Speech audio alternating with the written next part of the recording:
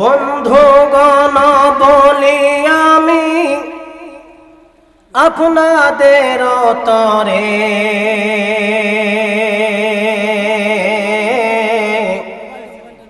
দয়া করে সে যান জলসার পিণ্ডেলে।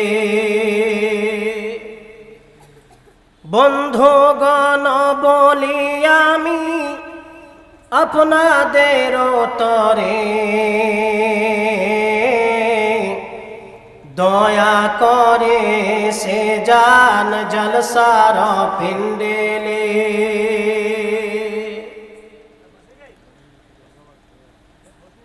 আজকে পরিয়াছ তুমি রেশমি কাপড়,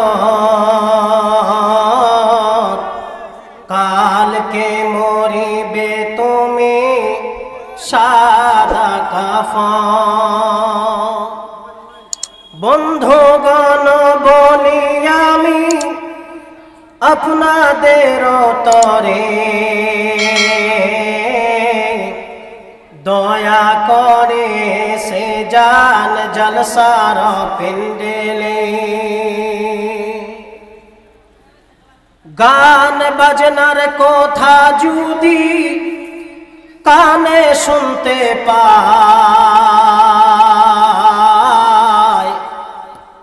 গামছা পরিয়া মানুষ নদী হেলে যায়।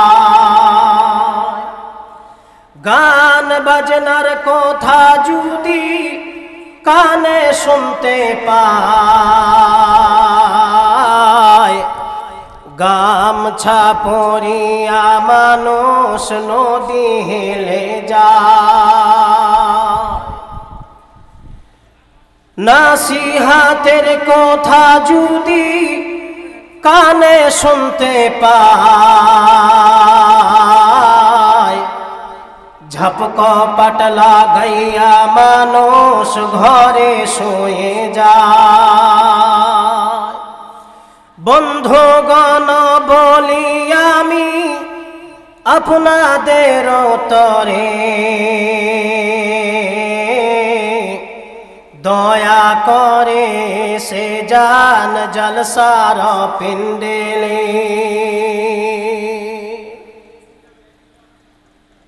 আপনারা আস্তে আস্তে করে ছুটে আসুন, আমি খুতবা দিয়ে আমার বক্তব্যকে আরম্ভ করছি ইনশাআল্লাহ। আলহামদুলিল্লাহ আলহামদুলিল্লাহ নাহমাদুহু ওয়া নাস্তাঈনুহু ওয়া নাস্তাগফিরুহু ওয়া নু'মিনু বিহি ওয়া নাতাওয়াক্কালু আলাইহি ওয়া নাউযু বিল্লাহি মিন শুরুরি আনফুসিনা ওয়া মিন সাইয়্যাতি আমালিনা। মান ইয়াহদিহিল্লাহু ফালা মুযিল্লা লাহু ওয়া মান ইউদ্লিলহু ফালা হাদিয়া লাহু। ওয়া আশহাদু আল্লা ইলাহা ইল্লাল্লাহু ওয়াহদাহু লা শারীকা লাহু ওয়া আশহাদু আন্না মুহাম্মাদান আবদুহু ওয়া রাসূলুহু আল্লাযী আরসালাহু বিল হাক্কি বাশীরান ওয়া নাযীরা ওয়া দাঈয়ান ইলাল্লাহি বিইذনিহি ওয়া সিরাজাম মুনীরা। আম্মা বা'দু ফাইন্না খায়রাল হাদীসি কিতাবুল্লাহ ওয়া খায়রাল হাদী হাদী মুহাম্মাদিন সাল্লাল্লাহু আলাইহি ওয়াসাল্লাম وشر الأمور محدثاتها وكل محدثة بدعة وكل بدعة ضلالة وكل ضلالة في النار.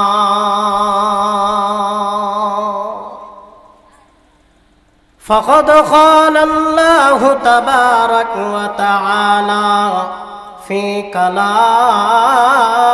المجيد وفرقانه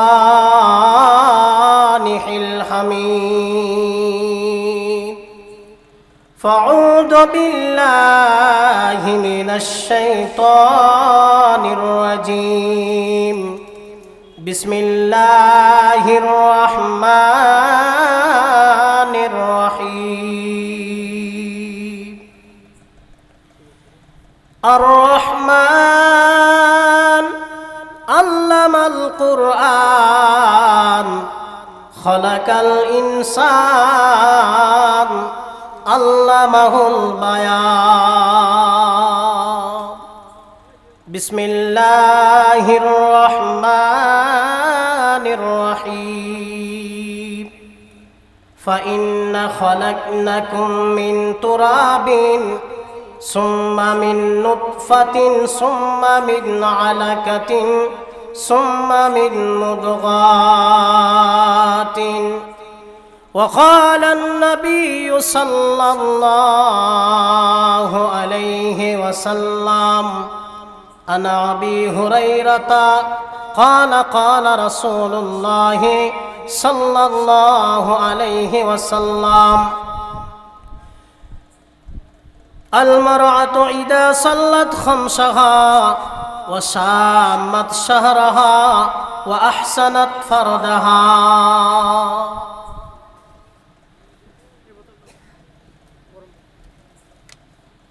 এত দুঃখ রাখি কোথায়, রাখার জায়গা নাই ভাইরে। এত দুঃখ রাখি কোথায়, রাখার জায়গা নাই। আমাদেরই কপালেতে শান্তি বুঝি নাই ভাইরে। আমাদেরই সমাজেতে শান্তি বুঝি না। এত দুঃখ রাখি কোথায়, রাখার জায়গা নাই ভাইরে। এত দুঃখ রাখি কোথায়, রাখার জায়গা নাই। আমাদের সমাজেতে শান্তি বুঝি নাই ভাইরে।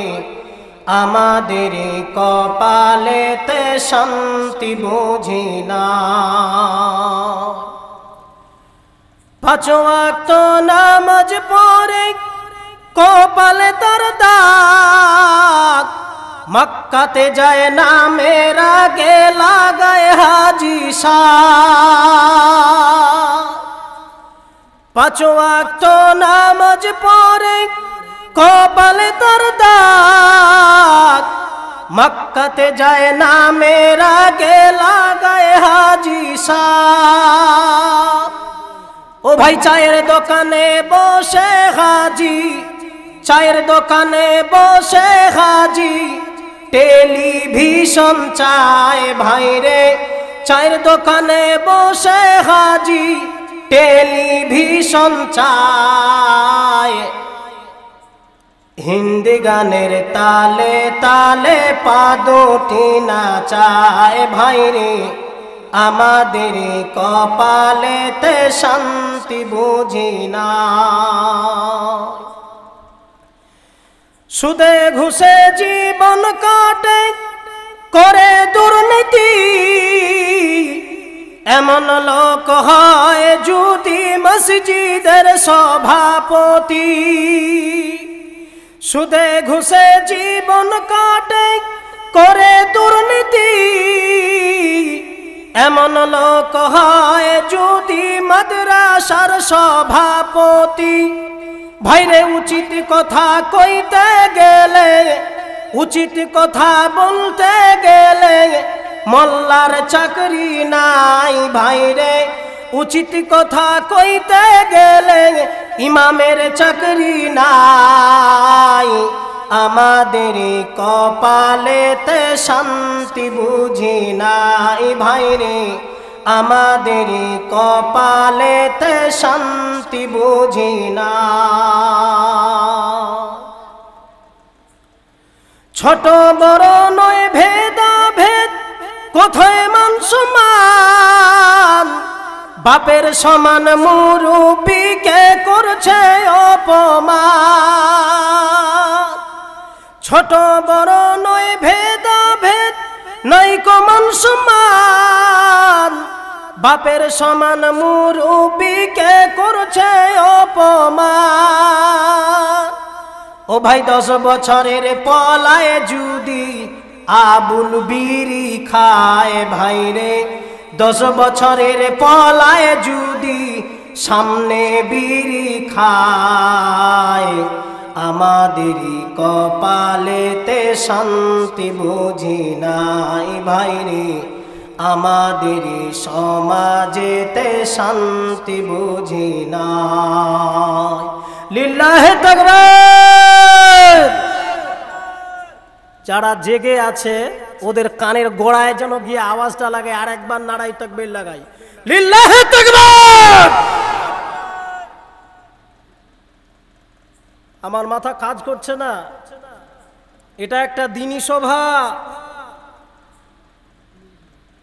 আর গুগলে সার্চ করে যা বোঝা যায়, গুগল ম্যাপে যা দেখে বোঝা যায় যে ভোগগ্রাম তথা তার অত্র এলাকার কম বেশি মুসলিম সংখ্যার জনসংখ্যা দেখতে গেলে এরাই আগে।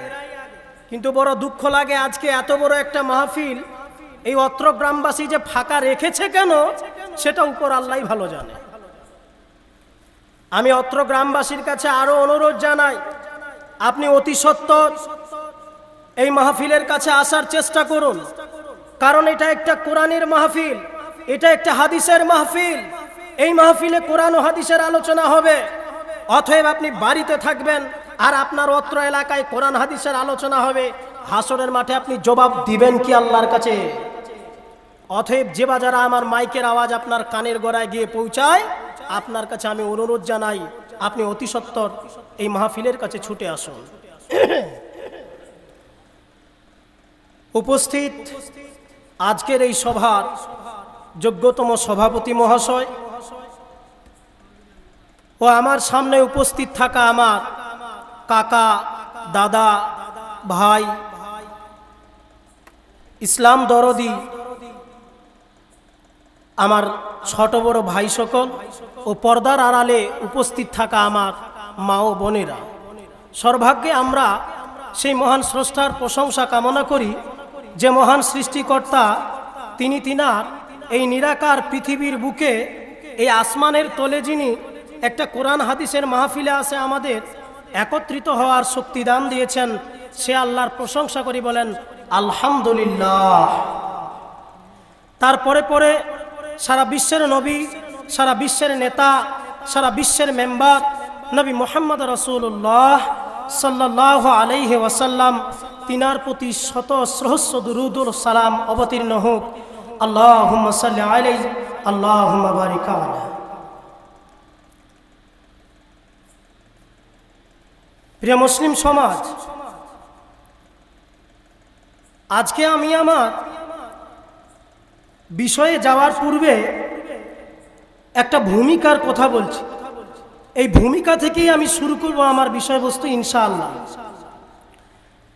তো ভূমিকা থেকে আমি বুঝাবো যে রাসূল সাল্লাল্লাহু আলাইহি ওয়াসাল্লামের জামানায়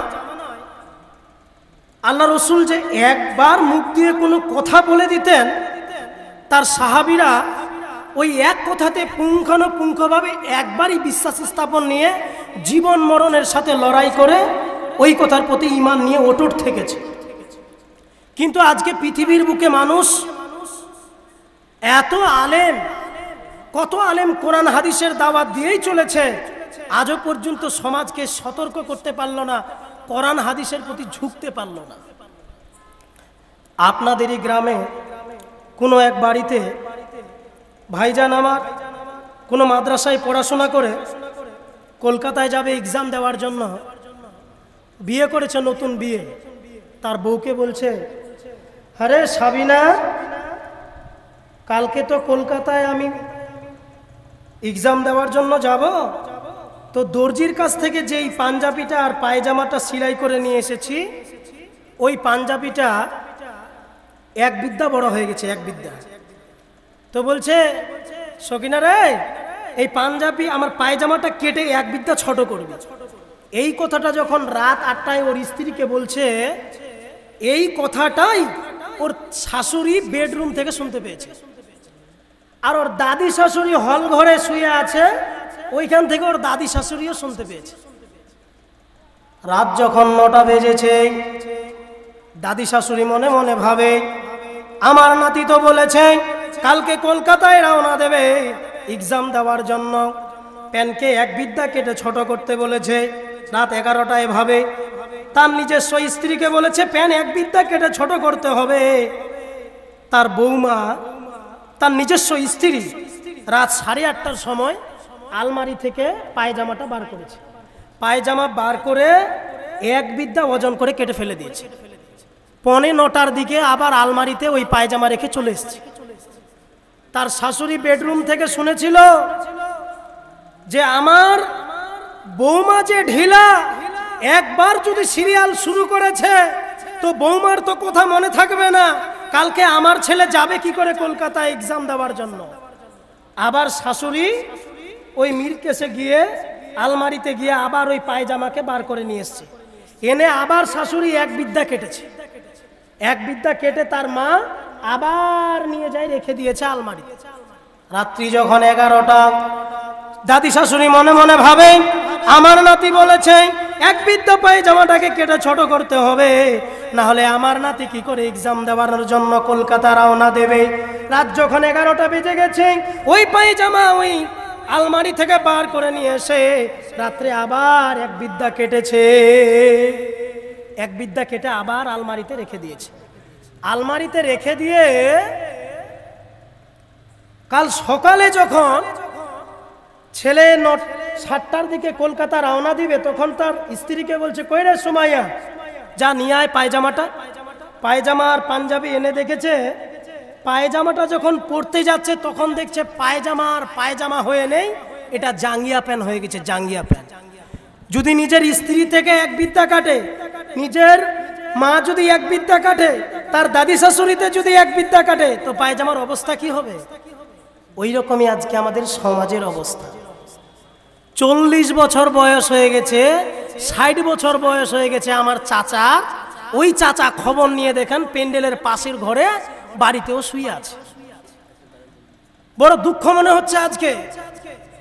এইরকম একটা আমরা দিনী সভার আয়োজন করে আজকে এই জায়গাতে আমরা পরিস্থিতি নিয়ে এসেছি, একটা দিনী সভাকে আমরা আজকে খালি জায়গায় রেখে দিয়েছি। বড় দুঃখ লাগছে।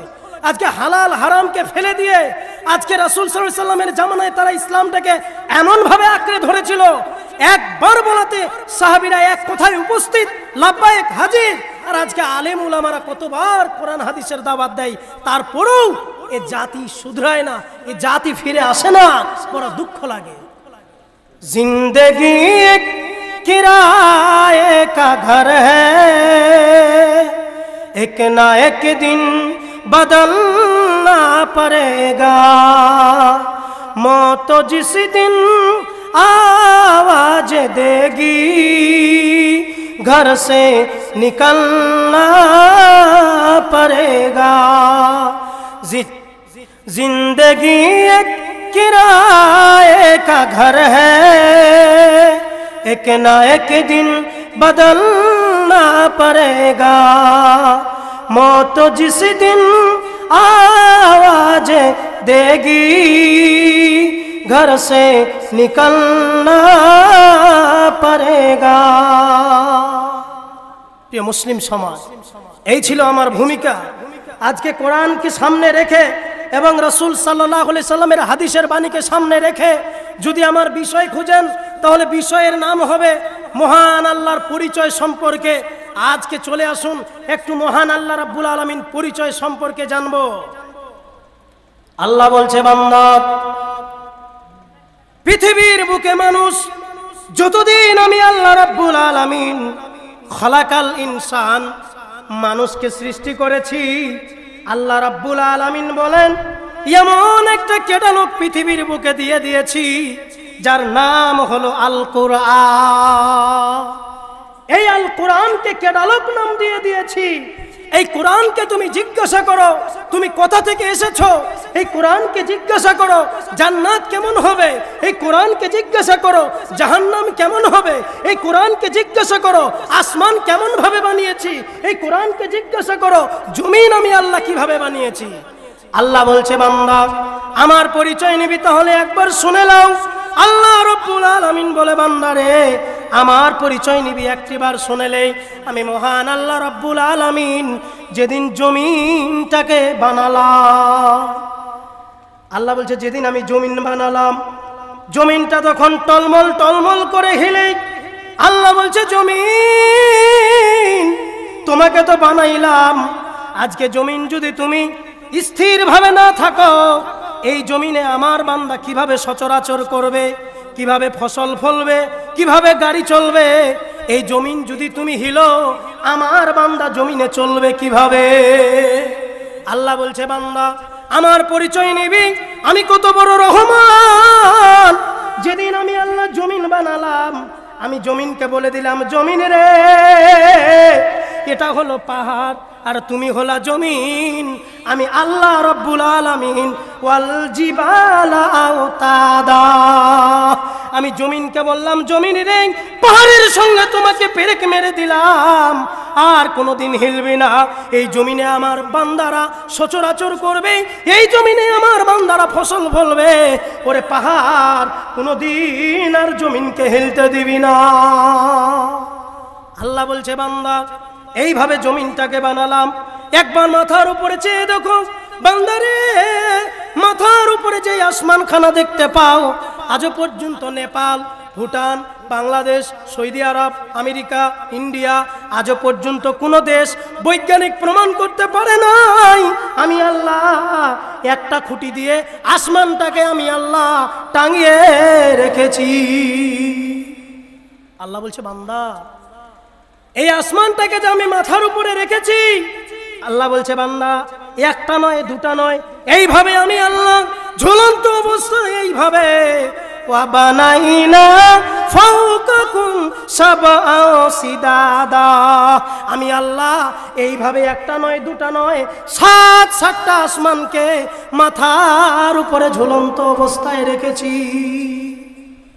একটা নয় এইরকম সাতটা আসমানকে আমি আল্লাহ মাথার উপরে ঝুলন্ত অবস্থায় টাঙিয়ে রেখেছি। আজও পর্যন্ত কোনো বৈজ্ঞানিক প্রমাণ করতে পারেনি আমি আল্লাহ রাব্বুল আলামিন ঝুলন্ত অবস্থায় মাথার উপরে এই আকাশটাকে টাঙিয়ে রেখেছি। আর আজকে মানুষ টাকায় পড়ে গিয়ে আল্লাহর রহমতকে ভুলে গেছে। আল্লাহর পরিচয় নিতে গিয়ে আল্লাহ যে কত বড় রহমান, আল্লাহ যে কত বড় দয়ালু এই পরিচয় থেকে মানুষ আজকে দূরে সরে গেছে। আল্লাহ হাসরের মাঠে যে জান্নাত জাহান্নাম এই মাথা থেকে কেড়ে হয়ে গেছে, এই বিষয়টা মাথা থেকে মানুষ সরিয়ে নিয়েছে। আজকে মানুষ অর্থের পিছনে পড়ে, টাকার পিছনে পড়ে এরা মানুষ হাসরকে ভুলে গেছে। টাকায় আমায় মানুষ চিনাইছে, ওরে টাকা টাকায় আমায় মানুষ চিনাইছে। এই টাকার লাগি কত কালার বিদেশে গিয়েছে, ওরে টাকা টাকায় আমায় মানুষ চিনাইছে। এই টাকার জন্য কালার বিদেশে গিয়েছে, ওরে টাকা টাকায় আমায় মানুষ চিনাইছে। এই মাইকটা এত টানছে আমার গলাটাকে তো এই মুহূর্তে খেয়ে ফেললো। প্রিয় মুসলিম সমাজ, মহান আল্লাহ রাব্বুল আলামিন এত বড় রহমত। আল্লাহর পরিচয় নিতে গেলে আল্লাহ রাব্বুল আলামিন বলছে বান্দা আমার পরিচয় নিবি। আল্লাহ বলছে যদি আমার পরিচয় নিবি নিজের দেহর ভিতরে একবার তাকা, নিজেকে প্রশ্ন কর আমি আল্লাহ রাব্বুল আলামিন তোমাকে কিভাবে বানালাম, আমি আল্লাহ রাব্বুল আলামিন পৃথিবীর বুকে তোমাকে কিভাবে নিয়ে আসলাম, একবার নিজেকে নিজেকে প্রশ্ন কর। আল্লাহ রাব্বুল আলামিন বলে, বান্দারে কিভাবে পৃথিবীর বুকে তোমাকে নিয়ে আসলাম তুমি একবার শুনে নাও। আল্লাহ রাব্বুল আলামিন বলেন, কিভাবে তোমাকে পৃথিবীর বুকে বানালাম, কোন কোম্পানিতে বানিয়েছি, কোন ফ্যাক্টরিতে তোমাকে গড়েছি, কোন প্রোডাক্ট দিয়ে আমি তোমাকে বানিয়েছি। আল্লাহ বলছে, বান্দারে আমি কোরআনের মধ্যে বলে দিলাম, ফাইন্না খালাকনাকুম মিন তুরাবিন সুম্মা মিন নুতফাতিন সুম্মা মিন আলাকাতিন সুম্মা মিন মুযগাতিন। আল্লাহ রাব্বুল আলামিন বলছে, বান্দা কিভাবে তোমাকে বানালাম তুমি এবার শোনো। আল্লাহ রাব্বুল আলামিন বলেন, তোমার বাবার নাপাক ফুটান্ত পানিকে তোমার মায়ের রেহেমে পৌঁছে দিলাম। তোমার মায়ের নাপাক ফুটান্ত পানিকে তোমার বাবার তোমার মায়ের রেহেমে পৌঁছে দিলাম। ওই নাপাক ফুটান্ত পানিকে জমাট রক্ত বানালাম। ওই জমাট রক্ত থেকে কচি গোস্ত বানালাম। ওই কচি গোস্ত থেকে সুন্দরভাবে আমি আল্লাহ মায়ের পেটের ভিতরে আমি আল্লাহ তোমাকে বানালাম। আল্লাহ বলছে, বান্দা মায়ের পেটের ভিতরে যেদিন তোমার 4 মাস বয়স হয়েছে তখন আমি আল্লাহ রাব্বুল আলামিন তোমার ভিতরে আমি রূহ দিয়ে দিয়েছি। আল্লাহ রাব্বুল আলামিন বলছে, তোমার ভিতরে যখন রূহ দিয়ে দিলাম তোমার খাদ্যের প্রয়োজন পৃথিবীর কোনো কবিরাজ, কোনো ডাক্তার, কোনো বৈজ্ঞানিক তোমার খাবার ব্যবস্থা নিতে পারেনি।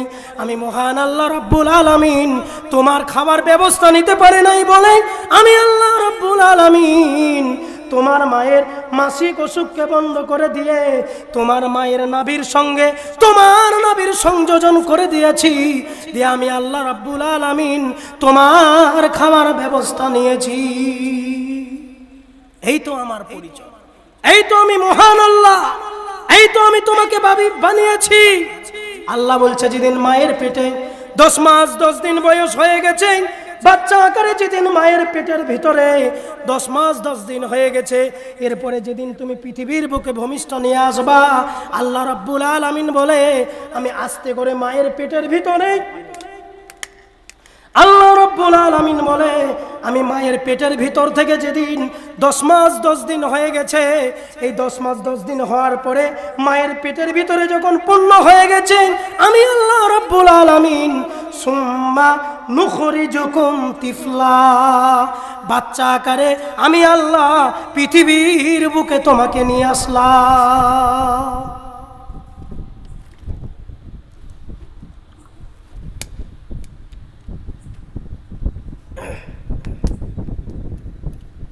আল্লাহ বলছে, বান্দা কিভাবে তোমাকে বানিয়েছি। মায়ের পেটের ভিতরে যেদিন 10 মাস 10 দিন হয়ে গেছে, যেদিন পূর্ণতা পেয়ে গেছে, আমি আল্লাহ রাব্বুল আলামিন আস্তে করে মায়ের পেট থেকে তোমাকে পৃথিবীর বুকে নিয়ে এসেছি। আল্লাহ বলছে, বান্দা মায়ের পেট থেকে তোমাকে বার করে নিয়ে এলাম। আমি আল্লাহ যদি চাইতাম মায়ের পেট থেকে যেদিন তোমাকে পৃথিবীর বুকে নিয়ে এসেছি, আমি আল্লাহ যদি চাইতাম তোমার 2টা চোখকে আমি মায়ের পেট থেকে কেড়ে নিতে পারতাম। এই যে 2টা চোখ, এই 2টা চোখকে যেদিন আমি মায়ের পেট পৃথিবীর বুকে নিয়ে এসেছি, মায়ের পেট থেকেই তোমাকে আমি চিরদিনের জন্য অন্ধ করে দিতে পারতাম। আল্লাহ বলছে, যেদিন মায়ের পেট থেকে নিয়ে এসেছি, আমি আল্লাহ যদি চাইতাম তোমার পা 2টা কেড়ে নিতাম, পঙ্গু করে তোমাকে পৃথিবীর বুকে পাঠাতাম। কিন্তু আমি কত বড় রহমান, আমি কত বড় দয়ালু, তোমাকে মায়ের পেট থেকে বার করে নিয়ে এসেছি। আজকে তুমি তোমার নিজের শরীরের ভিতরে চেয়ে দেখো কত সুন্দরভাবে আমি আল্লাহ রাব্বুল আলামিন তোমাকে গড়েছি। আজকে মানুষ আল্লাহর কত বড় কুদরত, আল্লাহ রাব্বুল আলামিন কত বড় রহমান, কত বড় রহিম। আল্লাহ বলছে, খালাকাল ইনসান, আমি মানুষ সৃষ্টি করেছি। এমনি ভাবে যদি পৃথিবীর সমস্ত মানুষকে বানিয়ে শুধু ছেড়ে দিতাম, আল্লাহ মাহুল বায়ান, আমি মানুষ বানিয়ে এমনি ভাবে ছেড়ে দেই নাই, আল্লাহ মাহুল বায়ান, কথা বলার ক্ষমতা দিয়ে দিলাম। মানুষ বানিয়ে এমনি ছেড়ে দেই নাই। আমি আল্লাহ এত বড় রহমান, মানুষ বানার পরে তোমাকে আমি আল্লাহ আল্লামাহুল বায়ান, কথা বলার ক্ষমতা দিয়ে দিলাম। এই তো আমার পরিচয়, এই তো আমি মহান রব, এই তো আমি মহান আল্লাহ। আমি তোমাকে মায়ের পেট থেকে বার করে নিয়ে এসে চিরদিনের জন্য অন্ধ বানাইনি, চিরদিনের জন্য পঙ্গু বানাইনি, চিরদিনের জন্য বাবা বানাইনি, আমি আল্লাহ সুন্দরভাবে তোমাকে আমি আল্লাহ রাব্বুল আলামিন আল্লামাহুল বায়ান কথা বলার ক্ষমতা দিয়ে দিলাম। এই হচ্ছে মানুষ। পৃথিবীর বুকে সন্তান যখন পৃথিবীর বুকে আসে তখন অভিভাবকের তিনটা বড় কর্তব্য রয়েছে। এক, যেদিন 7 দিন বয়স হবে সেদিন তার একটা ভালো সুনাম রাখতে হবে। 2, তাকে সুশিক্ষা দিতে হবে। 3, তাকে একজন ভালো দ্বীনী মহিলা দেখে বিবাহের ব্যবস্থা নিতে হবে। এই অভিভাবকেরা 1 নাম্বারটা ঠিকই করে। যখন 7 দিন হয় ওরা একটা আকিকা দিয়ে ভালো নাম রাখে, কিন্তু এরা 2 নাম্বারটা করতে পারে না, মানে সুশিক্ষা দিতে পারে না। আজকে আমরা সুশিক্ষা দিতে পারি না বলে 3 নাম্বারটা আর অভিভাবকের প্রয়োজন হয় না। ও যখন ইয়ং জেনারেশনে আসতেছে বউ আর দেখতে হয় না, ও বউ এমনিতে নিয়ে বাড়ি চলে আসছে, কারণ আপনি যে 2 নাম্বারটা প্রশিক্ষণ দিতে পারেননি। 1, 7 দিনে তার ভালো নাম রাখতে হবে। 2, তাকে সুশিক্ষা দিতে হবে। 3, তার একজন দ্বীনী ভালো মেয়ে দেখে তার বিবাহের ব্যবস্থা নিতে হবে। অভিভাবকের অনেকগুলো সন্তানের প্রতি কর্তব্য রয়েছে, কিন্তু মূলত 3টি। এই 3টির মধ্যে দ্বিতীয়টা আজকে আমরা ভালোভাবে প্রশিক্ষণ দিতে পারি না বলে, সুশিক্ষা দিতে পারি না বলে, তৃতীয়টা আর অভিভাবক হয়ে করা লাগে না, ওটা ওরা এমনি বউ ধরে নিয়ে চলে আসে। প্রিয় মুসলিম সমাজ, আজকে বড় দুঃখ লাগে। আজকে পৃথিবীর বুকে পৃথিবীর মায়ায় পড়ে গিয়ে আজকে আল্লাহকে ভুলে গেছি আমরা। আপন মানুষকে পৃথিবীর বুকে আজও পর্যন্ত আপন চিনতে পারলাম না, আজও পর্যন্ত অভিভাবক হয়ে আল্লাহর ঘর চিনতে পারলাম না। আপন মানুষ চেনা বড় দায় রে, আপন মানুষ বোঝা বড় দায়। চাইলে তারে যায় না ভোলা, বুকের ভিতর কষ্টের মেলা। আপন মানুষ সবচেয়ে বেশি আপন কে কাদায়, আপন কে কাদায়। আপন মানুষ বোঝা বড় দায় রে, আপন মানুষ চেনা বড় দায়। চাইলে তারে যায় না ভোলা, বুকের ভিতর কষ্টের মেলা। আপন মানুষ সবচেয়ে বেশি আপন কে কাদায়, আপন কে কাদায়। বাবুই পাখি ঘর বাঁধিলে হয় না ঘরে ঠাই, বাবুই পাখি ঘর বাঁধিলে হয় না ঘরে ঠাই। ঝড় বাদলে কাটায় জীবন ঘরের দরজায়। আপন মানুষ চেনা বড় দায় রে, আপন মানুষ বোঝা বড় দায়। বাস্তবে আপনকে আজও পর্যন্ত খুঁজে পেলাম না। এই মা, বাবা, অভিভাবক, সন্তান, আত্মীয় স্বজন, গ্রামবাসী, পাড়া প্রতিবেশী, বন্ধু, এরা যা আছে হাসরের মাঠে আমলনামা যখন ডান হাতে দেবে তখন জিজ্ঞাসা করবে, বন্ধু তুমি তোমার আমলনামা ডান হাতে পেয়েছো না তোমার আমলনামা বাম হাতে পেয়েছো? ইয়াউমা লা ইয়ানফাউ মালুন ওয়ালা বানুন। হাসরের মাঠে এই যে অহংকার, তোমার 4 জন সন্তান ছিল বলে গরিবকে গরিব মানুষ মনে ভাবনি, তোমার পৃথিবীর বুকে সম্পত্তি ছিল বলে অহংকার করে অন্যের মালকে তুমি ভক্ষণ করে নিয়েছো। হাসরের মাঠের জন্য প্রস্তুত হয়ে থাকো। হাসরের মাঠে আমি আল্লাহ রাব্বুল আলামিন আমলনামা ডান হাতে দিয়ে থাকার জায়গা তোমার জাহান্নামে বানাবো। প্রিয় মুসলিম সমাজ, আজকে আপনি সন্তানকে যেমন শিক্ষা দেবেন দেখবেন সন্তান আপনার তেমন শিক্ষা পাবে। একটা আপনাদের উদাহরণ দিই, তাহলে আপনারা বুঝতে পারবেন যে আপনি সন্তানকে যেমন শিক্ষা দেবেন আপনার সন্তান তেমনই শিক্ষা পাবে। আপনাদের গ্রামে কোনো এক বাড়িতে ধরে নেন তার ছেলের বিয়ে দিয়েছে। ছেলের বিয়ে দেওয়ার পরে তার একটা নাতি হয়েছে। তার দাদি আগেই মারা গেছে। 1 দিন, 2 দিন, 1 সপ্তাহ, 1 মাস, 1 বছর, 2 বছর করতে করতে যখন 10 বছর চলে গেছে, শাশুড়ি যখন মারা গেছে, শ্বশুর বেঁচে আছে, একটাই ছেলে, তার একটা নাতিও হয়েছে। একদিন করতে করতে করতে যখন 7 থেকে 10-15 বছর হয়ে গেছে, বৌমা একদিন বসে পড়েছে, যদি তোমার বাবাকে বাড়ি থেকে বার না করো তাহলে আজ থেকে আর রান্না বান্না করে তোমাকে খাওয়াতে পারবো না। স্বামীর মাথায় হাত। একদিন বলে, 2 দিন বলে, 3 দিন বলে, রাত্রে যখন শুয়ে আছে, 4র্থ দিনে আবার স্বামীর কানে ওই কথা দিচ্ছে, স্বামী গো, যদি আজকে তুমি তোমার বাবাকে বাড়ি থেকে বার না করো, কাল থেকে আর রান্না হবে না, আমি বাড়ি রওনা দেব। রাত্রি 11টার সময় সিঁড়ি রুমের তলে বাবা শুয়ে আছে। বাবাকে সিঁড়ি রুমের তল থেকে উঠাই নিয়ে আসে, বলে বাবা আজকে এক্ষুনি এই মুহূর্ত থেকে বাড়ি থেকে চলে যেতে হবে, যদি না যাও বাবা কাল সকালে তোমার বৌমা আর এই বাড়িতে থাকবে না। বাবা বলছে, বেটা ইয়াকুব, যখন তুমি ছোট ছিলে, যেই জায়গায় রিকশায় যে যাওয়ার প্রয়োজন হয়েছে, রিকশায় না গিয়ে আমি ওই 10 টাকা মানিব্যাগের ভিতরে রেখে মাস জমার যখন জমে গেছে, টিউশনের টাকা দিয়েছি, পরীক্ষার ফি দিয়েছি, আজকে মা নেই, পৃথিবী থেকে চলে গেছে, আমি তোমার বৃদ্ধ বাবা আজকে রাত্রি 11টার দিনে কনকনে শীতের রাতে, রাত 11টার সময় কনকনে শীতের রাতে তুমি যদি বাড়ি থেকে বার করে দাও বেটা ইয়াকুব, কোন জায়গায় গিয়ে আমি ঠাঁই নেব? 11টায় যদি তুমি বার করো আজ রাতে, কোন জায়গায় গিয়ে নিয়ে আমি ঠাঁই নেব? বলছে বাবা আজকে এই মুহূর্তে যদি বাড়ি থেকে তুমি না বার হও, কালকে তোমার বৌমা বাড়িতে থাকবে না। শেষমেশে বেটা সুখে থাকার জন্য, বৌমা সুখে থাকার জন্য রাত 11টার সময় একটা লাঠি হাতে নিয়ে, একটা টর্চ হাতে নিয়ে রাত 11টার সময় বাড়ি থেকে টুকটুক টুকটুক করে বাড়ির দরওয়াজায় বার হয়ে গেছে। বাড়ি থেকে বিদায়, বাড়ি থেকে রওনা দিয়েছে দাদু।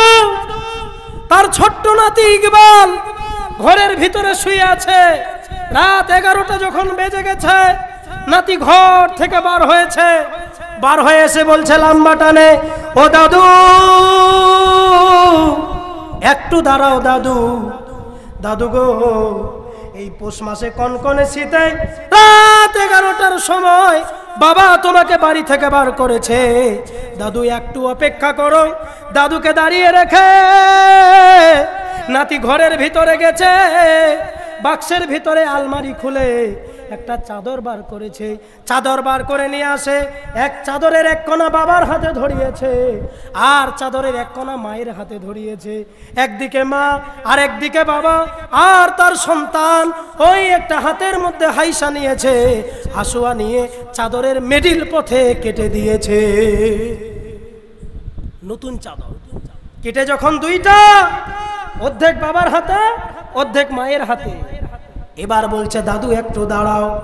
অর্ধেক কানা চাদরকে ভাঁজ করে নিয়ে আবার বাক্সে ভরে রেখে এসেছে, আর অর্ধেক খানা চাদর নিয়ে দাদুর হাতে দিয়ে বলে, দাদু গো, এই কনকনে শীতের দিনে কোন জায়গায় গিয়ে তুমি ঠাঁই নিবে? এই যে তোমার হাতে অর্ধেকখানা চাদর দিলাম দাদু, এই কনকনে শীতের দিনে অর্ধেকখানা চাদর তুমি তোমার শরীরে দিয়ে ঠান্ডা কাটাবা। দাদু ওই হাতে লাঠি, এক হাতে টর্চ, আর ঘাড়ের উপরে অর্ধেক চাদর দিয়ে বাড়ি থেকে রওনা দিয়েছে। রাত 11:30টার সময় যখন খেতে বসেছে, বাবা ডেকে বলতেছে, ওরে আমার সন্তান, ব্যাপার কি? তোমার দাদুকে যখন বাড়ি থেকে বার করেছিলাম, ঘর থেকে বার হয়ে এসে ওই আলমারি থেকে অর্ধেকখানা চাদর কেটে তোমার দাদুর হাতে দিয়েছ, আর অর্ধেকখানা চাদর তুমি বাক্সে ভরে কেন এলা? বলছে বাবা গো, তুমি যখন ছোট ছিলে দাদু বলে গেল, নিজে না খেয়ে নিজে রিকশায় না গিয়ে তোমার টিউশনের টাকা দিয়েছে, তোমার পরীক্ষার ফি দিয়েছে, তারপরেও ওই দাদুর আমার এই বাড়িতে জায়গা হলো না। তুমি আমার দাদুকে আজকে 75 বছর বয়সে কনকনে শীতের দিনে বাড়ি থেকে বার করে দিলা। ও বাবা গো, অর্ধেকটা চাদর যেটা দাদুর হাতে দিয়েছি, আর অর্ধেকটা চাদর যেটা বাক্সে ভরে রেখে এসেছি, যেদিন তোমারও 75 হবে বাবা, ওই বাক্সে ভরা অর্ধেকটা চাদর আমি তোমার হাতে দিয়ে তোমাকে বাড়ি থেকে বিদায় করব। সন্তানকে যেমন শিখাবেন সন্তান তেমন শিখবে। আজকে বুড়ো হয়ে যাচ্ছে, তারপরেও কোরআন হাদিসের প্রতি বিশ্বাস না রেখে মাদ্রাসার জন্য, কবরস্থানের জন্য দান দক্ষিণা না করে যখন বুদ্ধ বয়সে 75 বছর বয়স হয়ে গেছে, তখন তো দান দেওয়ার ক্ষমতা নেই, সবকিছু চলে গেছে ছেলের হাতে। আপনার ক্ষমতা নেই, আপনি কোত্থেকে আর দান দেবেন? 75 বছর বয়সে যেমন দাদুকে বাড়ি থেকে বার করেছে, সন্তানকে যেমন শিক্ষা দেবেন সন্তান তেমনই শিখবে। ওই অর্ধেকটা চাদর বলছে বাবা, যেদিন তুমি আমার দাদুর বয়সে পৌঁছাবা 75 বয়সে, ওই অর্ধেকখানা চাদর তোমার হাতে দিয়ে আমি তোমাকেও বাড়ি থেকে বার করব।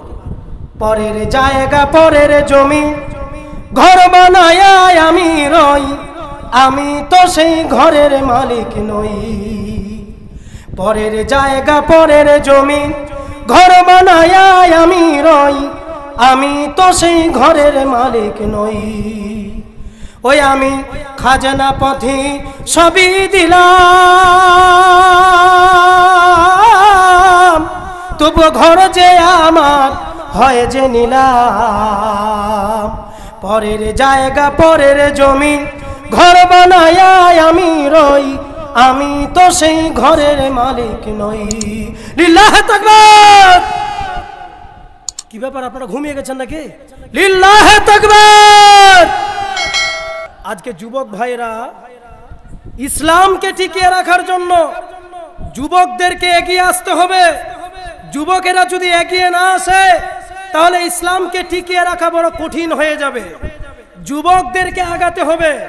যুবকেরা যদি না আগায় তাহলে বড় ভয়াবহ হবে। যুবকদের ইসলামের জন্য কিছু ভূমিকা রয়েছে, যেই ভূমিকা যুবকদেরকে নিতে হবে। আজকে ভোগগ্রাম গ্রামবাসীকে আমি জানাই, এ যুবক যারা রয়েছে, আল্লাহ রাব্বুল আলামিন বলছেন, যেদিন মাথার উপরে হাসরের মাঠে যেদিন আল্লাহর আরশের ছায়া ছাড়া সাবাতুন ইউদিল্লুহুমুল্লাহু ফি দিল্লাহ, যেদিন হাসরের মাঠে 7 শ্রেণীর ব্যক্তির আল্লাহর আরশের ছায়াতলে স্থান পাবে, বাকি সব সূর্যের তাপে অহরহ করবে। আল্লাহ বলছে সেদিন আমি 7 শ্রেণীর ব্যক্তির মধ্যে 1 শ্রেণীর ব্যক্তিকে আমার আরশের ছায়াতলে স্থান দেব। সে হবে ইমামুন আদিলুন ওয়া সাবুন নাশা ফি ইবাদাতিল্লাহ। যে যুবক ভাই জৈবনকালে আল্লাহর ঘরে গিয়ে ইবাদত করবে, আমার ঘরে গিয়ে ডুকরে ডুকরে কাঁদে, আল্লাহ রাব্বুল আলামিন বলে, বান্দারে পৃথিবীর বুকে যতগুলো অফিস রয়েছে সমস্ত অফিস যখন সকাল 10টা হয় অফিস খোলানো হয়, আর যখন বৈকাল 5টা হয় অফিস বন্ধ হয়ে যায়। কিন্তু আমার আল্লাহ বলছে, বান্দারে আমার এমন একটা অফিস ঘর রয়েছে, দুপুরে যা খোলা পাবি, বৈকালে যা খোলা পাবি, সন্ধ্যায় আয় আমি আল্লাহ হাজির, মাগরিবে আয় আমি আল্লাহ হাজির, দুপুরে আয় আমি আল্লাহ হাজির। পুরো 24 ঘন্টা আমার অফিসে চলে যা, একবার শুধু রাব্বানা বলে ডাক, আমি আল্লাহ তোমার কাছে হাজির। পৃথিবীর যত অফিস রয়েছে সব অফিস সকাল 10টায় খোলে, বৈকাল 5টায় বন্ধ। কিন্তু আমার আল্লাহ বলছে, এই বান্দা আমার এমন একটা অফিস রয়েছে পুরো 24 ঘন্টা সার্ভিস, একবার আমার ঘরে ঢুকে যা, উজু করে শুধু বলো রাব্বানা, একবার শুধু ডাক, আমি আল্লাহ তোমার ডাকে সাড়া দেওয়ার জন্য হাজির। আল্লাহ বলছে, উদুনি, তোমরা আমাকে ডাকো, আস্তাজিব লাকুম, আমি তোমাদের ডাকে সাড়া দেব। আল্লাহ বলছে, তোমরা আমাকে ডাকো, আমি তোমাদের ডাকে সাড়া দেব, আমি হাজির। যুবক ভাই, আজকে পৃথিবীর মায়ায় পড়ে, প্রেম ভালোবাসার চক্করে পড়ে, পৃথিবীর মায়ায় পড়ে আজকে হাসরের কথা ভুলে গেছি। যে আল্লাহ বলে গেছে আরশের ছায়াতলে যুবক আমার স্থান পাবে, যে যুবক যৌবনকালে আল্লাহর ঘরে গিয়ে ইবাদত করবে। এরা আল্লাহর ঘরে ইবাদত বাদ দিয়ে এই 8 ইঞ্চি 9 ইঞ্চি মোবাইল পেয়েছে, পুরো রাত ঘরে শুয়ে থাকবে। আর আজকে দেখবেন অভিভাবকেরা ছেলে মেয়ের বিয়ে দেয় না এই কারণে, বলছে আমার ছেলে বড় হয়েছে তো কি হয়েছে, স্ত্রীর দায়িত্ব এখনই নিতে পারবে না। ও চাচা, আপনি খবর নিয়ে দেখেছেন? আপনি ভাবছেন আপনার ছেলে স্ত্রীর দায়িত্ব নিতে পারবে না, কিন্তু আপনার ছেলে এইরকম অবৈধ সম্পর্ক করে ৩-৪ জন গার্লফ্রেন্ডের দায়িত্ব নিয়ে বসে আছে। আপনি খবর জানেন না। পাশের রুমে আপনি শুয়ে থাকেন, তার পাশের রুমে সব দিন রাত 12টার নিচে একদিনও ঘুম হয় না। এই মোবাইল এসে যুবক ভাইদের খেয়ে ফেলেছে। 2 কারণে যুবকরা ডুবে গেছে, 1 মোবাইল, আর 2 হলো মহিলা। এই মোবাইল এসে যুবক ভাইদের খেয়েছে, আর 2 হচ্ছে মহিলা। মোবাইল আসিল কি দোলা লাগিল, পড়াশোনা ওই মন লাগে না। রাত 12টার পরে ময়না যখন ফোন করে, 2 চোখে ঘুম আর আসে না। সারা রাত জাগিয়া ফোনে কথা বলিয়া, সকাল 8টার আগে ঘুম ভাঙে না। মোবাইল আসিল কি দোলা লাগিল, পড়াশোনায় মন লাগে না। মোবাইলের ঠেলা প্রেম প্রীতির মেলা, এখন আর পার্কে যাওয়া লাগে না। বিছানায় বসিয়া কানে ফোন লাগায়া, বিছানায় বসিয়া কানে ফোন লাগায়া, কয় সোনা বন্ধু তুমি মোরে ভুইল না। মোবাইল আসিল কি দোলা লাগিল, পড়াশোনায় মন লাগে না। ঠিক কিনা? এই যুবক ভাইরা মোবাইলের পরে রাত দিন হালাল হারাম জেনা অবৈধ সম্পর্ককে ভুলে গিয়ে নিজের জীবনকে আস্তে আস্তে করে এরা পাপের দিকে ঠেলে নিয়ে যাচ্ছে। এরা ভুলে গেছে আল্লাহ বলছে, বান্দা 2 কাঁধে 2টা ফেরেশতা দিয়েছি রে, 2 কাঁধে 2টা ফেরেশতা দিয়েছি, তোর খবর আছে? 2 কাঁধে 2টা ফেরেশতা দিয়েছে, এরা লিপিবদ্ধ করছে তুমি তোমার জীবনের কোন সময়টা কোন জায়গায় লাগাও, কোন গভীর রাত্রে কোন ভুট্টার ভুঁয়ে গিয়ে কাটিয়েছো, কোন গভীর রাত্রে কোন আমের গাছের তলে কাটিয়েছো। আমি আল্লাহ রাব্বুল আলামিন 2 জন ফেরেশতা দিয়েছি, এরা সবকিছু লিপিবদ্ধ করে রেখেছে। আল্লাহ বলছে আমি কোরআনের মধ্যে বলে দিলাম, আলিয়াউমা নাখতিমু আলা আফওয়াহিহিম ওয়া তুকাল্লিমুনা আইদিহিম ওয়া তাশহাদু আরজুলুহুম বিমা কানু ইয়াকসিবুন।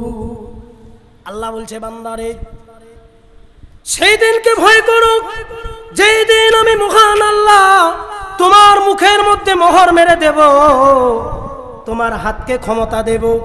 এই হাত কথা বলবে, এই পা তোমার কর্মের সাক্ষী দেবে। হাসরের মাঠে আল্লাহ যেদিন জিজ্ঞাসা করবে বান্দারে, হাতকে বলবে হাত রে ওই অন্যায় কাজ কেন করেছো? হাত সেদিন আল্লাহর কাছে সাক্ষী দিয়ে বলবে, মাবুদ আমি চাইনি এই অন্যায় কাজটা করতে, তোমার এই বান্দা এই হাতকে জুলুম করেছে, এই হাতকে জবরদস্ত ওই অন্যায় কাজের কাছে নিয়ে গেছে। পা সেদিন আল্লাহর কাছে বলবে, ও আল্লাহ ওই অন্যায় কাজে আমি যেতে চাইনি। এই পা আল্লাহর কাছে সাক্ষী দিয়ে বলবে, তোমার এই বান্দা জোর করে আমাকে পাপ কাজের মধ্যে নিয়ে গেছে।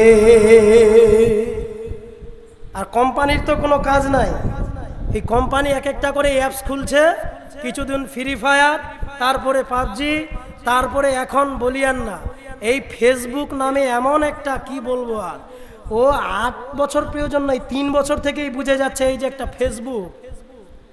এই ফেসবুকের মধ্যে মেয়ে কি আর খুঁজতে যেতে হচ্ছে? লাগে না খুঁজতে যাওয়া? এই ফেসবুক নাম হোয়াটসঅ্যাপ, এই ফেসবুকে গেলেই দেখবেন অহরহ মেয়ে পাওয়া যাচ্ছে।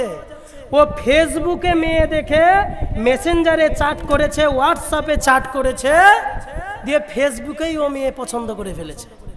ওই যে বললাম অভিভাবকের 3টা মূলত কর্তব্য, 1 7 দিনে তার ভালো নাম রাখতে হবে, 2 তাকে সুশিক্ষা দিতে হবে, 3 তাকে একজন দ্বীনী ভালো সুন্দরী নারী দেখে বিবাহ দিতে হবে।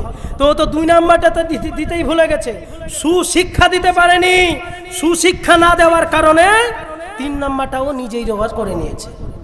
কোন দেশেরই মেয়ে তুমি, কেমন তোমার বাপ, ফেসবুকেতে ছবি ছেড়ে করছো কেন পাপ।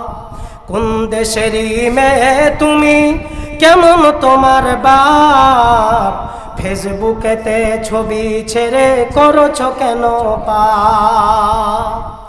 দাদি মায়ের বন্ধু হয়নি আগেকার যুগে, এখন তোমার বন্ধু লাগে গ্রামে শহরেতে। দাদি মায়ের বন্ধু হয়নি আগেকার যুগে, এখন তোমার বন্ধু লাগে গ্রামে শহরেতে। কোন দেশেরই মেয়ে তুমি, কেমন তোমার বাপ, ফেসবুকেতে ছবি ছেড়ে করছো কেন পাপ। ইউটিউবেতে পুরুষদের পোশাক কেন পরো, নারী হয়ে রাস্তাঘাটে কেন তুমি ঘুরো। হিসাব একদিন নিবে তোমার, হিসাব একদিন নিবে তোমার, দিও গো জবাব। ফেসবুকেতে ছবি ছেড়ে করছো কেন পাপ মেয়ে, ইউটিউবেতে ছবি ছেড়ে করছো কেন পাপ। বরখা একটি পরছো তুমি, মুখটা রাখছো খোলা, জানালাটা বন্ধ রেখে দরজাটা মেলা। বরখা একটি পরছো তুমি, মুখটা রাখছো খোলা, জানালাটা বন্ধ রেখে দরজাটা মেলা। লিল্লাহে তাকবীর। প্রিয় মুসলিম সমাজ, 1,24,000 কমবেশি নবী পৃথিবীর বুকে এসেছে। তার মধ্যে আমি একজন নবীর একটা ঘটনা আপনাদের শোনাচ্ছি, মনে পড়ে গেল। মুসা আলাইহিস সালাম, মুসা আলাইহিস সালামকে আমরা কম বেশি প্রত্যেকেই তার কিছু কিছু ঘটনা আমরা জানি। তাই মুসা আলাইহিস সালামের একটা ঘটনা বলছি, যেহেতু আজকের বিষয়টা আমার আল্লাহর পরিচয় সম্পর্কে। তো যদি আল্লাহর পরিচয় নিতে হয় আল্লাহ কত বড় মহান, এই ঘটনাটা যদি আপনি মন দিয়ে শোনেন তাহলেই বুঝতে পারবেন। মুসা একদিন আল্লাহকে জিজ্ঞাসা করছে, আল্লাহ আপনি তো আরশে আজিমে থাকেন, ওই আরশে আজিম থেকে গোটা পৃথিবীকে আপনি দেখভাল করেন। আল্লাহ রাব্বুল আলামিনকে মুসা জিজ্ঞাসা করছে, ওগো আল্লাহ আপনার কি কখনো ঘুম আসে না? আপনার কি কোনোদিন ঘুম আসে না? কখনো কি আপনি ঘুমান না? আল্লাহ বলছে, মুসা যেই প্রশ্ন তুই আমারে করলি আমি ঘুমাই কিনা, একটু অপেক্ষা কর, এর উত্তর তুই পেয়ে যাবি। আল্লাহ রাব্বুল আলামিন মুসাকে বলছে, মুসা তোমার হাতে আমি একটা পানির পেয়ালা দিয়ে দিলাম, এই পানির পেয়ালা এর ভিতরে পানি থাকবে মুসারে, আর 3 মাথায় একটা রাস্তা থাকবে, ওই 3 মাথা মোড়ে তুমি পানির পেয়ালা নিয়ে দাঁড়িয়ে থাকবা। তোমার কাছে একজন তৃষ্ণা নিবারণের জন্য ছুটে আসবে, আর তুমি এই তৃষ্ণা তার তুমি নিবারণ করাবা। মুসা তখন আল্লাহকে জিজ্ঞাসা করছে, হে আল্লাহ রাস্তা তো 3টা হবে, তো কোন দিক দিয়ে আসবে? আল্লাহ বলছে, এই মুসা আমি যখন বলছি তো আসবে। মুসা আরেকবার বলছে, আল্লাহ গো কতক্ষণে আসবে? আল্লাহ বলছে, মুসা রে আমি যখন বলেছি আসবে তো আসবে, তুমি পানির পেয়ালা নিয়ে ওই স্থানের মধ্যে দাঁড়িয়ে থাকো, তুমি দেখতে পাবা তোমার কাছে একজন তৃষ্ণা নিবারণের জন্য ছুটে আসবে। মুসা পানির পেয়ালা নিয়ে ওই মোড়ের মধ্যে দাঁড়িয়ে আছে বন্ধুরে। দাঁড়িয়ে থাকতে থাকতে থাকতে থাকতে একবার মুসাকে ঘুম চলে এসেছে। পৃথিবীর যে কোনো মানুষ যখন কোনো কাজে আমরা ওই রকম মনোযোগ দিয়ে দিই, দেখবেন খানিক পরে তার ঘুম চলে আসে। মুসার যখন ঘুম চলে এসেছে, যেই মুহূর্তে মুসা ঘুমিয়ে গেছে, হাত থেকে ওই মুহূর্তে পানির পেয়ালা যখন জমিনে পড়েছে, জমিনে পড়ার পরে সঙ্গে সঙ্গে পানির পেয়ালা যখন ভেঙে গেছে, আর ওই জমিন পানির পেয়ালার ভিতরে পানি থাকা ওই জমিন তার পানি শোষণ করে নিয়েছে। যখনই পানি শোষণ করে নিয়েছে, তখন ইতিমধ্যে একজন বান্দা এসে হাজির, বলছে আপনার কাছে কিছু তৃষ্ণা নিবারণের জন্য পানি পাওয়া যেত? মুসা তখন বলছে, আল্লাহ, ওরে আল্লাহ, আমি বুঝে গেছি আল্লাহ, কেন আপনি ঘুমান না, আমি বুঝে গেছি। আল্লাহ ডেকে বলে, মুসা রে, একজন মানুষকে তৃষ্ণা নিবারণের জন্য তোমার হাতে পানি দিয়েছিলাম, বলেছিলাম তোমার কাছে তৃষ্ণা নিবারণের জন্য আসবে, একজন মানুষকে তৃষ্ণা নিবারণ করাতে পারো নাই। আল্লাহ বলছে, মুসা রে, পৃথিবীটা বিশাল বড় নিরাকার পৃথিবী, এই পৃথিবীর কোন কোন থেকে কোন বান্দায় আমার, কেউ আমার ঘরে গিয়ে টাকা চায়, কেউ আমার ঘরে গিয়ে বউ চায়, কেউ আমার ঘরে গিয়ে শান্তি চায়, কেউ আমার ঘরে গিয়ে অর্থ চায়। আমি আল্লাহ রাব্বুল আলামিন যদি ঘুমিয়ে যাই, আমার ঘরে এসে ডাকবে, আমার ঘরে এসে যদি ডাকে, আমি আল্লাহ যদি ঘুমিয়ে যাই, ওরে মুসা, আমি তো ঘুম তো দূরের কথা, ওয়ালা সিনাতু ওয়ালা নাউম, আমি ঘুম তো দূরের কথা, আমি আল্লাহ আমার টুকন পর্যন্ত আসে না, ঘুম তো দূরের কথা। কোটি টাকার চাকরি দেখো, অভাব হয় না দূর, গরিবে ঘুমায় আরাম করে মনটা বাহাদুর। ফেরাউনের লাশটা দেখো, মিশর জাদু ঘরে, খায় না মাটি পোকা মাছি, সবাই ঘৃণা করে। হৃদয়ে থাকি বেজার, নম্রতা সদা, রহমত আসিবে সেথা প্রভুর আদা। বড়র বড়াই থাকলে দিলে রহমত আসবে না, নিজেকে নিজে ছোট মনে করিও সদা। উঁচু জমিন থেকে পানি নিচু জমিনে যায়, উঁচু জমিন থেকে পানি নিচু জমিনে যায়, তেমনি খোদা রহমত আসে নম্রতারি দায়। ভোগবিলাসের বাড়ি গাড়ি পরে রবে সব, থাকতে সময় স্মরণ করো আল্লাহ আমার রব। লিল্লাহে তাকবীর। প্রিয় মুসলিম সমাজ, আজকে এই যে আমাদের দিনই একটা প্রোগ্রাম, দিনই একটা সভা, এই সভার মধ্যে যে ঘটনাটা আমি বলতেছিলাম আপনাদের, যে মুসা যখন আল্লাহকে জিজ্ঞাসা করলো যে হে আল্লাহ, আপনি ঘুমান না কেন, আল্লাহ তখন মুসাকে উত্তর দিচ্ছে, হে মুসা, আমি আল্লাহ ঘুম তো দূরের কথা, ওয়ালা সিনাতু ওয়ালা নাউম, আমি আল্লাহ ঘুম তো দূরের কথা, টুকন পর্যন্ত আমি আল্লাহ আমার আসে না। আল্লাহ বলছে, বান্দারে, যদি আমি ঘুমিয়ে যাই গোটা পৃথিবী ধ্বংস হয়ে যাবে।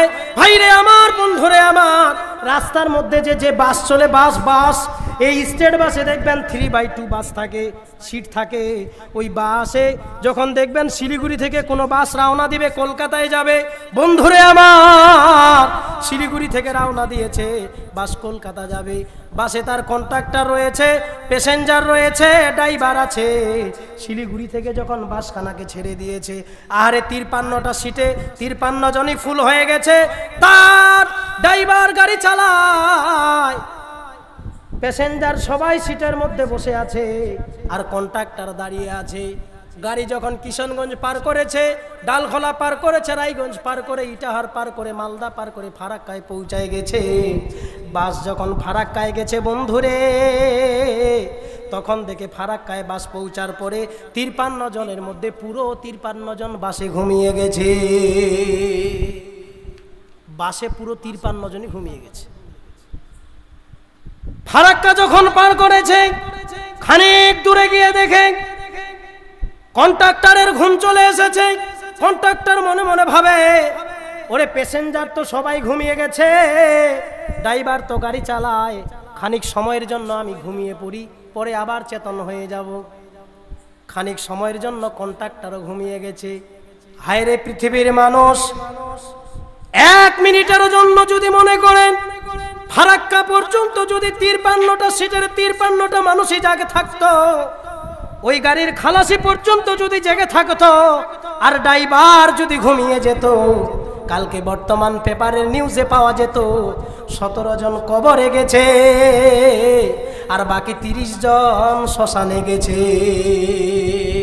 মুসলিম হইলে কাফনে, মুসলিম হইলে কাফনে, খ্রিস্টান হইলে কফিনে, হিন্দু হইলে চিতায় পুড়ে ছাই। ও মানব, 2 দিনের এই দুনিয়াতে গৌরব করার নাই রে কিছু নাই। ও মানব, 2 দিনের এই দুনিয়াতে গৌরব করার নাই রে কিছু নাই। মুসলিম হইলে কাফনে, খ্রিস্টান হইলে কফিনে, হিন্দু হইলে চিতায় পুড়ে ছাই। ও মানব, 2 দিনের এই দুনিয়াতে গৌরব করার নাই রে কিছু নাই। ও মানব, 2 দিনের এই দুনিয়াতে গৌরব করার নাই রে কিছু নাই। যতই সাজাও বাহারি গাড়ি, ইয়ার কন্ডিশন, 3.5 হাত মাটির বিছানা হইব রে আশা। যতই সাজাও বাহারি গাড়ি, ইয়ার কন্ডিশন, 3.5 হাত মাটির বিছানা হইব রে আসন। মুসলিম হইলে কাফনে, খ্রিস্টান হইলে কফিনে, হিন্দু হইলে চিতায় পুড়ে ছাই। ও মানব, 2 দিনের এই দুনিয়াতে গৌরব করার নাই রে কিছু নাই। ও মানব, 2 দিনের এই দুনিয়াতে গৌরব করার নাই রে কিছু নাই। লিল্লাহে তাকবীর। আচ্ছা, আপনাদের ভালো লাগছে না? ছেড়ে দিব? চলবে কি? প্রিয় মুসলিম সমাজ, পূর্ণিয়ায় 22তে এক প্রোগ্রামে গিয়েছিলাম। তো ওই প্রোগ্রামে আমার আগে যিনি বক্তব্য দিলেন তিনি উর্দু ভাষী, উর্দু থেকে বক্তব্য দিয়েছেন। আর আমাকে যেখানে শোয়ানোর জায়গা করেছে, আমি শুয়ে আছি, শুয়ে ঘুমিয়ে গেছি।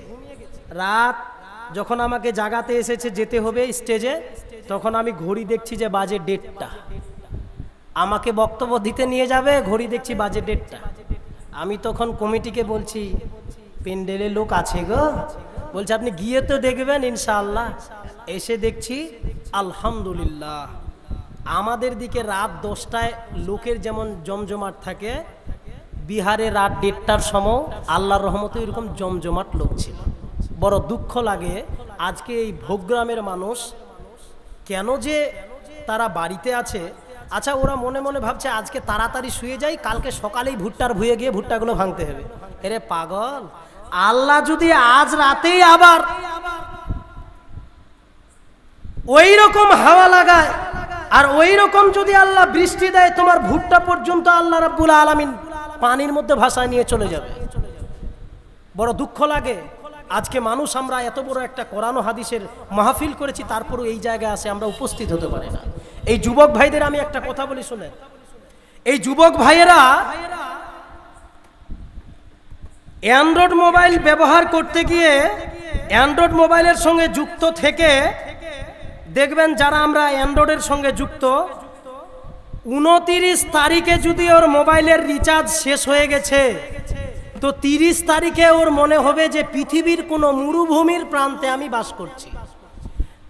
না ফেসবুকটা চলে, হ্যাঁ না হোয়াটসঅ্যাপটা চলে, হ্যাঁ না কেউ মেসেঞ্জারত কিছু কছে, ও মনে হবে যে আমি কোনো মরুভূমির প্রান্তে বাস করছি।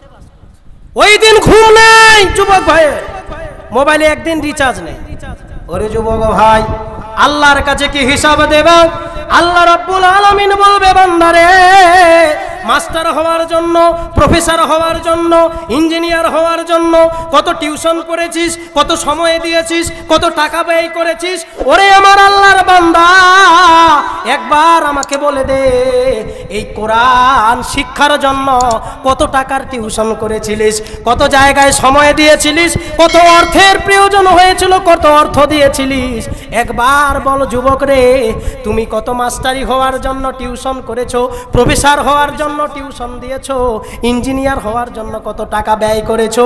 ওরে যুবক ভাই, একটিবার শুধু বলে দাও, কোরআন পড়ার জন্য তুমি কয়টা টিউশন করেছো?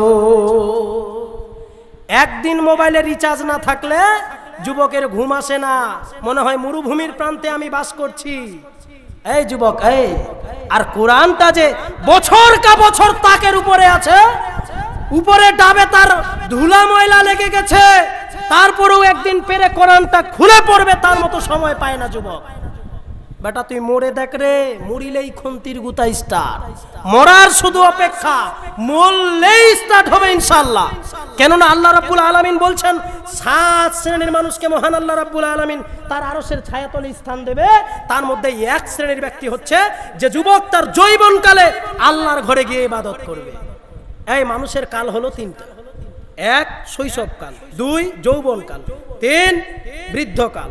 আল্লাহ বলছে তোর শৈশবকালেরও হিসাব নেব না, তোর বৃদ্ধকালেরও হিসাব নেব না, যেই সময়টা তুই ভুট্টার ভুঁয়ে আর আমের গাছের তলে কাটিয়েছিস ওই সময়টার হিসাব নেব।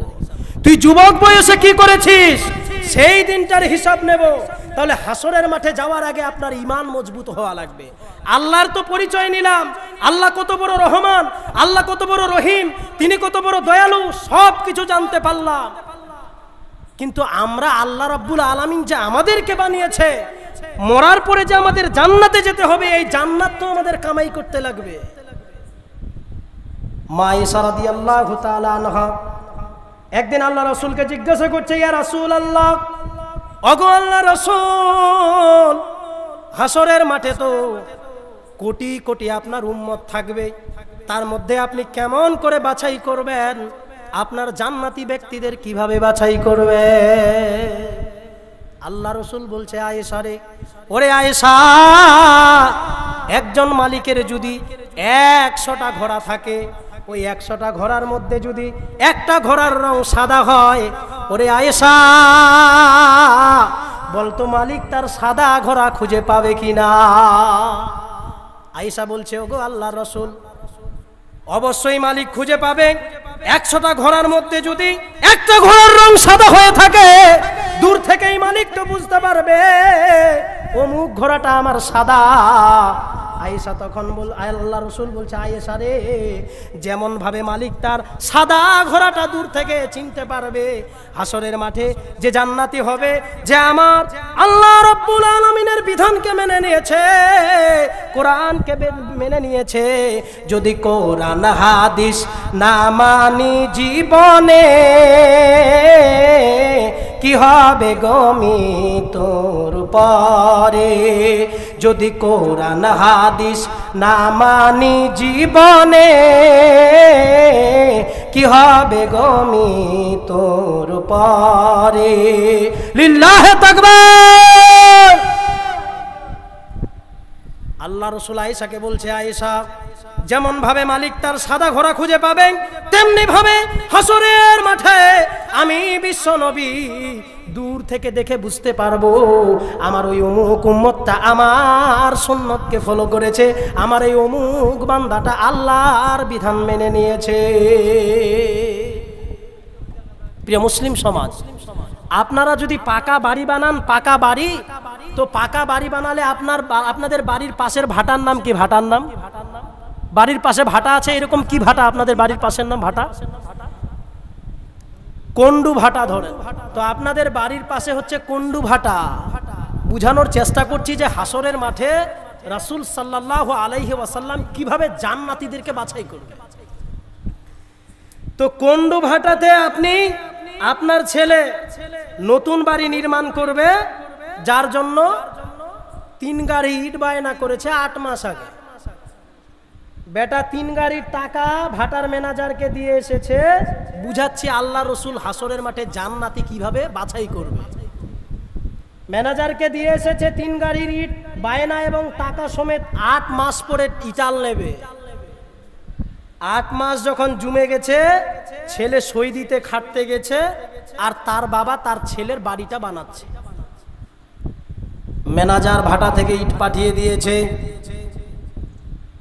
এ বাড়ির মালিক তার বাবা বলে, আমার সন্তান আজ থেকে 3 মাস আগে ভাটার মধ্যে গিয়ে ইট বায়না করে এসেছিল, আপনি বাড়িটাকে এমন ভাবে নির্মাণ করবেন যেন লাস্টিংটা তার বেড়ে যায়, কোনো রকম যেন খাংতি না থাকে, আপনার যা প্রয়োজন আমাকে বলবেন। মিস্ত্রি আর লেভারে যখন বাড়ি নির্মাণ করা শুরু করেছে, 3 দিন আমি লেভার করেছি, 3 দিন। তো ওই 3 দিন লেভারের অভিজ্ঞতায় আমি যা মনে করি যে পাকা বাড়ি বানাতে গেলে কখনো মিস্ত্রিরা ডেলি চায়, ডেলি মানে ইটটাকে 3 ভাগে ভাগ করে 1 ভাগ। তো দেখবেন ওই মিস্ত্রি একটা হাতুড়ি নিয়ে একটা ইটালকে ভাঙতে গেছে, ডেলি লাগবে ডেলি। ও যখনই একটা বাড়ি দিয়েছে তো ইটাল ভাঙে গুড়া। লেবার করছে, রে আরেকটা ইট দে, ইট তো ভেঙে গেল রে। আরেকটা ইট হাতে যখন ওর দিয়েছে, আরেকটা বাড়ি দিয়েছে, ডেলি বানাবে, ওটাও গুড়া। বলছে, কোন ইট দিচ্ছিস রে, ভালো ইট দেখে দে তো, একটা ভালো ইট দেখে দে। ভালো ইট একটা ওর হাতে দিয়েছে, ওটাতে যখন বাড়ি মেরেছে ওটাও গুড়া।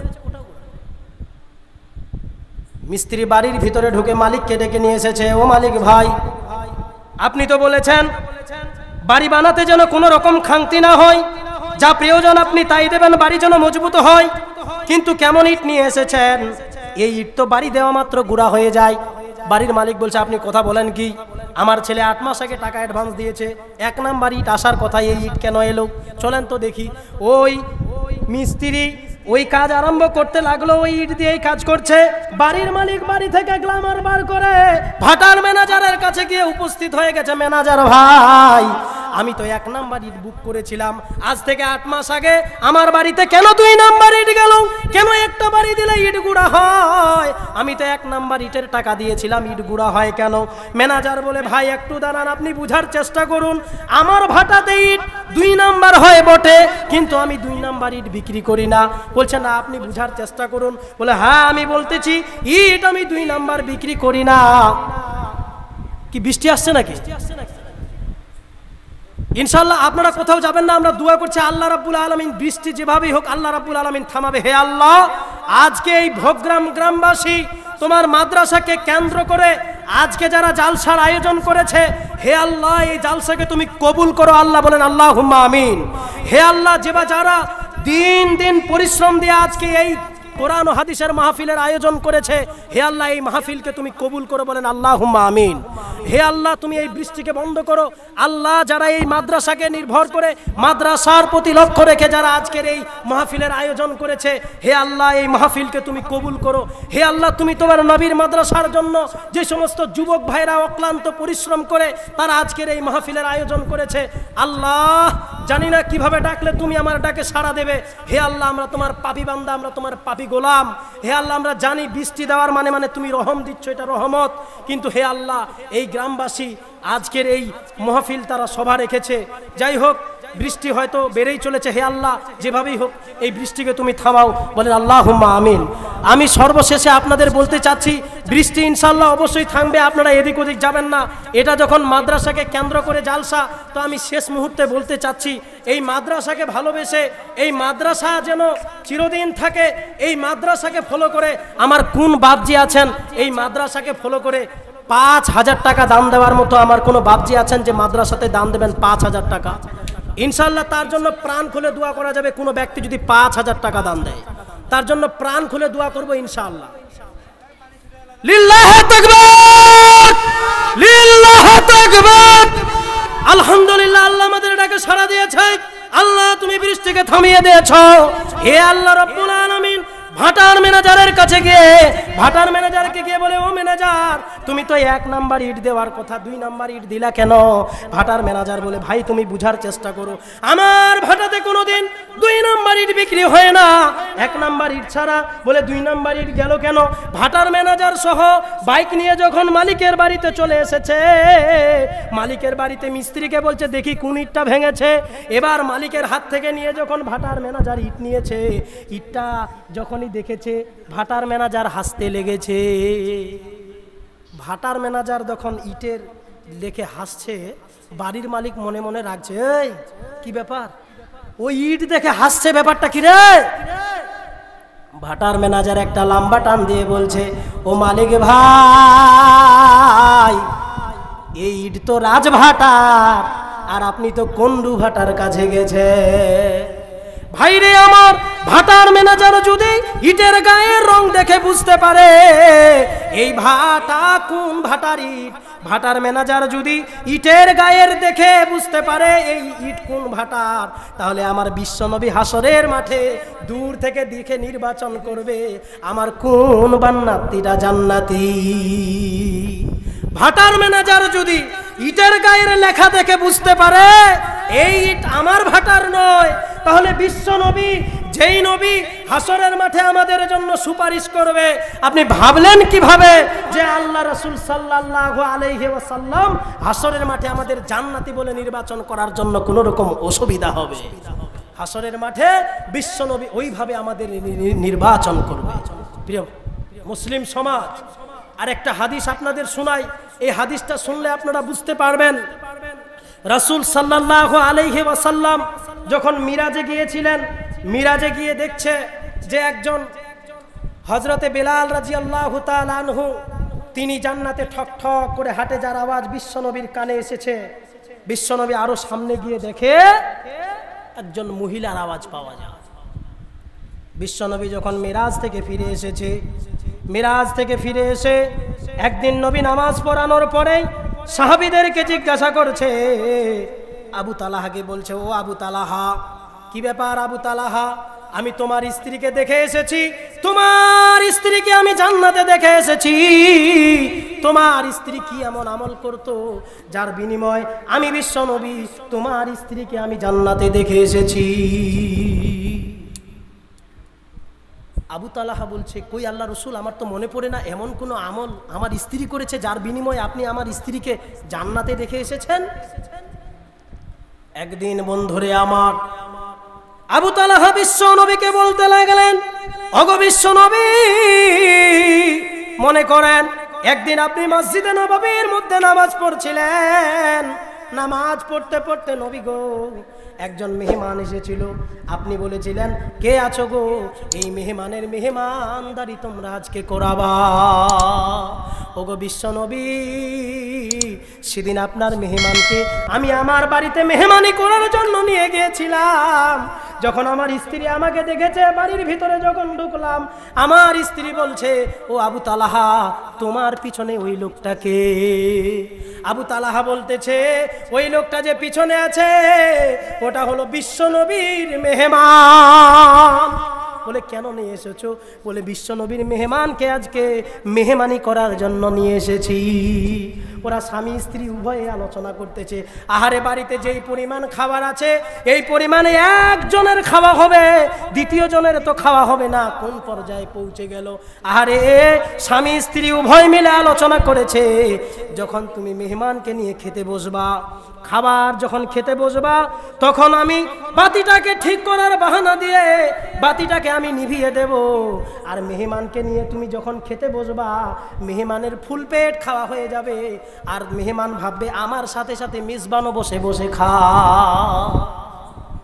এই আলোচনা যখন তারা স্বামী স্ত্রী উভয় মিলে করেছে, মেহমানকে যখন খেতে দিয়েছে, মেহমান খেতে বসেছে, আর তার স্ত্রী বাতিটা সোজা করার বাহানায় গিয়ে বাতিটাকে নিভিয়ে দিয়েছে। যখনই বাতিকে নিভিয়ে দিয়েছে, তার স্ত্রী তার মেহমান ফুল পেট খেয়ে নিয়েছে, আর মেহমান মনে মনে ভাবে যে মেজবানও তার সঙ্গে বসে খাইছে। আবু তালাহা তখন বিশ্বনবীকে বলে, ওগো বিশ্বনবী,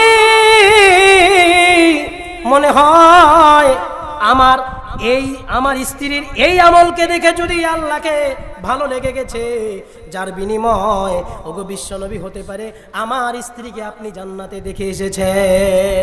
আল্লাহর নবী আবু তালাহাকে বলে, ও আবু তালাহা, তোমার স্ত্রীর এই আমলকে দেখে আমার আল্লাহকে পছন্দ লেগেছে, ভালো লেগে গেছে বলে আমি তোমার স্ত্রীকে জান্নাতে দেখে এসেছি। ওরে ভোগ্রামের মানুষ, আবু তালাহার স্ত্রী যদি একজন মেহমানকে মেহমানদারি করে জান্নাতে যেতে পারে, কে আছেন গো এই ভোগগ্রাম গ্রামের মানুষ এই মাদ্রাসাকে কেন্দ্র করে 1000 টাকা দান দিয়ে হাসরের মাঠে আল্লাহর কাছে জান্নাতের দাবি জানাবে।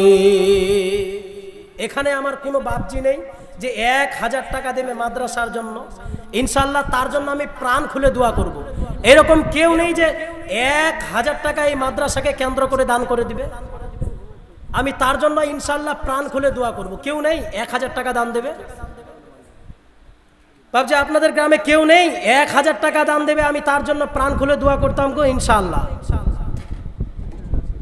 1000 টাকা শুধু আপনারা আমাকে কেউ দেন, আমি আপনাদের একটা গাজাল শোনাচ্ছি আপনার জন্য। প্রথমত যে 1000 টাকা দেবে আমি তার জন্য প্রাণ খুলে দোয়া করবো ইনশাআল্লাহ। এর মাঝে আমি আপনাদের একটা গজল শোনাচ্ছি ইনশাআল্লাহ। বরখা পরে চলো মা বোন সদা সর্বদাই, ইমান আমল সব হারাবি দেখলে বেগানায়। মা বোন ইমান আমল সব হারাবি দেখলে বেগানায়।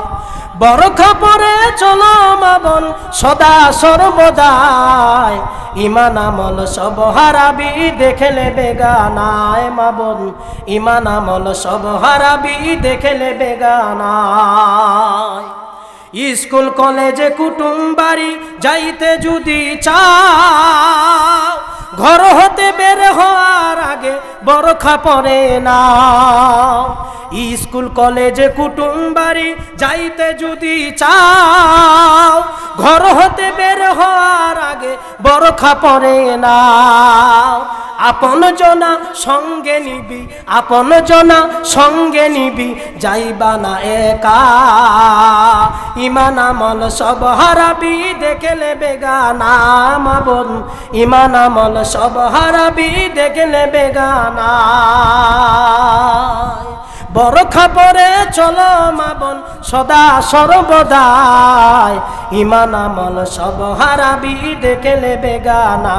মা বোন ইমান আমল সব হারাবি দেখলে বেগানায়।